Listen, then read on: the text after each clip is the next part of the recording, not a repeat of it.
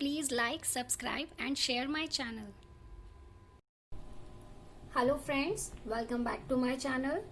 आज मैं आपको इस वीडियो में बताऊंगी विल हैव और शैल हैव का यूज करना, कि आप किसी सेंटेंस में इसका कैसे यूज करेंगे या इसको कैसे आप फाइंड आउट करेंगे।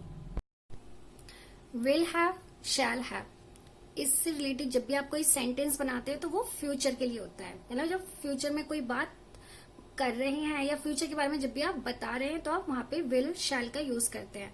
बट यहाँ पे विल हैव और शैल हैव है। बट आप इस वीडियो में मैं आपको विल हैव और शैल हैव के बारे में बताऊंगी। जब भी आप फ्यूचर में कोई बात बोलते हो और वो बात आपकी ना वर्ड से खत्म हो रही है। हैज हैव में भी आपकी बात ना वर्ड से खत्म होती थी, लेकिन वो आपका प्रेजेंट का सेंटेंस होता था। वो आप जो भी बोलते थे प्रेजेंट में बोलते थे। बट विल हैव और शैल हैव आप फ्यूचर में बोल रहे हो। लेकिन जब आप विल हैव और शैल हैव से कोई बात बोल रहे हो, ना वर्ड आ रहा है लेकिन वो आपकी बात फ्यूचर पे है। जैसे कि मुझे यहाँ रहना होगा, फ्यूचर है। हमें खाना बनाना होगा, फ्यूचर है।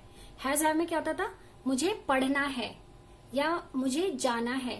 लेकिन यहाँ पे आप जब फ्यूचर के लिए विल और शैल का यूज कर रहे हो हैव के साथ, तो आप बोलोगे कि मुझे यहाँ रहना होगा, मुझे खाना बनाना होगा, यानी कि फ्यूचर। और जब फ्यूचर में ना वर्ड आता है तो आप वहां पे विल हैव और शैल हैव का यूज करते हैं। विल हैव, शैल हैव में जब भी आप सेंटेंस बनाते हो दैट मीन्स वो आपके फ्यूचर में वो आपके राइट्स को शो करता है। और आपकी बात ना होगा, नी होगी, ने होगी, मतलब ना और गागी ये वर्ड जरूर लास्ट में यूज होंगे, जिससे आप ये इजीली पहचान पाएंगे कि यहाँ पे आपको विल हैव और शैल हैव का यूज करना है। जैसे हमें यहाँ पर रहना होगा, तुम्हें उनसे मिलना होगा, यानी कि आप फ्यूचर के लिए बोल रहे हो, लेकिन होगा से पहले ना वर्ड भी यूज हो रहा है। तो इसलिए आप पहचान इजीली कर पाएंगे कि विल हैव और शैल हैव का आपको उस जगह यूज करना है अगर आप उसे इंग्लिश ट्रांसलेट कर रहे हो। बाकी इसको आप कैसे सेंटेंस बनाओगे, पहले सब्जेक्ट, फिर विल हैव शैल हैव, फिर वर्ब की फर्स्ट फॉर्म और फिर आपका ऑब्जेक्ट। शैल हमेशा आई और वी के साथ यूज करते हैं, बाकी सबके साथ विल का यूज करते हैं। चाहे वो आपका ही, शी, इट है या कोई नाम है, यू है, दे है। आई और वी को छोड़ के सबके साथ आपको विल हैव का यूज करना है। और हमेशा आप हैव का यूज करोगे, चाहे विल हो या शैल हो। आप हैज का यूज नहीं करोगे, क्योंकि विल और शैल ये दोनों डिफरेंट हैं। बट हैव आपको विल और शैल दोनों के साथ यूज करना है। अगर आपका subject he, she, it, you, they है तो आप विल हैव, और अगर आपका सब्जेक्ट आई और वी है तो शैल हैव। बाकी मैं आपको इससे कुछ सेंटेंस बनाती हूँ जिससे आप विल हैव और शैल हैव को और अच्छे से समझ पाएंगे। पहले मैं आपको विल हैव के टॉपिक को बताऊंगी। विल हैव से सेंटेंस भी मैंने बनाए हैं। फर्स्ट है he will have to go to office, उसको ऑफिस जाना होगा या उसको ऑफिस जाना पड़ेगा। ना वर्ड आ रहा है लेकिन फ्यूचर के लिए, मे बी उसको कल ऑफिस जाना पड़ा, परसों ऑफिस जाना हो, यानी कि फ्यूचर के लिए आप बोल रहे हैं, लेकिन ना वर्ड भी है। You will have to do a great work, आपको एक महान कार्य करना होगा। She will have to listen her parents, उसको अपने माता पिता की बात माननी होगी। They will have to come in the function, उन्हें प्रोग्राम में आना होगा।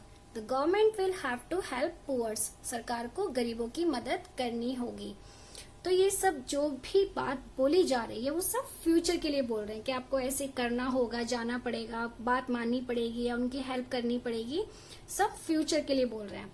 और जब भी आप कोई बात फ्यूचर के लिए बोलते हैं और ना वर्ड का यूज हो रहा है तो वहां पे हम विल हैव और शैल हैव का यूज करते हैं।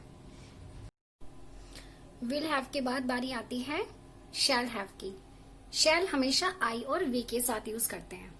फर्स्ट है हमारा sentence, I shall have to learn my poem, मुझे मेरी कविता याद करनी होगी या मुझे मेरी कविता याद करनी पड़ेगी। दोनों ही बात सेम है, फ्यूचर के लिए आप बोल रहे हो।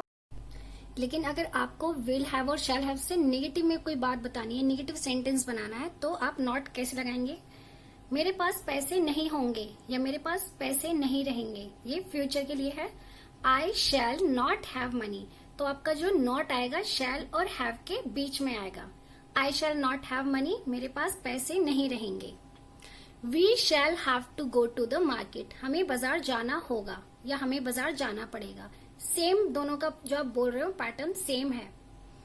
We shall not have to go to the market, हमें बाजार नहीं जाना होगा। थर्ड है आपका अफर्मेटिव वे में और फोर्थ है आपका निगेटिव वे में। अगर आप निगेटिव से कोई सेंटेंस बना रहे हो तो आप नॉट हमेशा शैल और हैव के बीच में लगाओगे। आई शैल नॉट हैव सक्सेस, मुझे सफलता नहीं मिलेगी। आई शैल हैव सक्सेस, मुझे सफलता मिलेगी। अगर आप नेगेटिव फॉर्म में सेंटेंस बना रहे हो तो नॉट हमेशा शैल और हैव के बीच में और विल और हैव के बीच में। और अगर आप बात अफर्मेटिव में बोल रहे हो तो आप विल हैव और शैल हैव। आई और वी के साथ शैल का यूज करते हैं, बाकी सबके साथ विल का यूज करते हैं। सो इस तरह से आप कोई भी बात बोल सकते हैं फ्यूचर में कि आपको ये करना होगा, आपको ये बनाना होगा, आपको ये बनना पड़ेगा। आप मतलब जो भी बात आप फ्यूचर में बोल रहे हो और आपकी बात लास्ट हो रही है, ना वर्ड यूज है, ना जस्ट एक आपके लिए इंडिकेट है कि अगर आपको फाइंड आउट करना हो तो आप लास्ट में लिखेंगे कि ना वर्ड है और फ्यूचर में है तो वहां पे आप will have shall have. I we के साथ शैल, बाकी सबके साथ विल। और वर्ब की हमेशा आप फर्स्ट फॉर्म का यूज करेंगे, हमेशा वर्ब की फर्स्ट फॉर्म। जैसे आपने देख भी सकते हैं गो, डू, कम, ये सब हमारी वर्ब की फर्स्ट फॉर्म है। तो I wish and I hope you all like my video, and if you really like and you really prefer my work, then please subscribe my channel and don't forget to press the bell icon button. Don't forget to subscribe.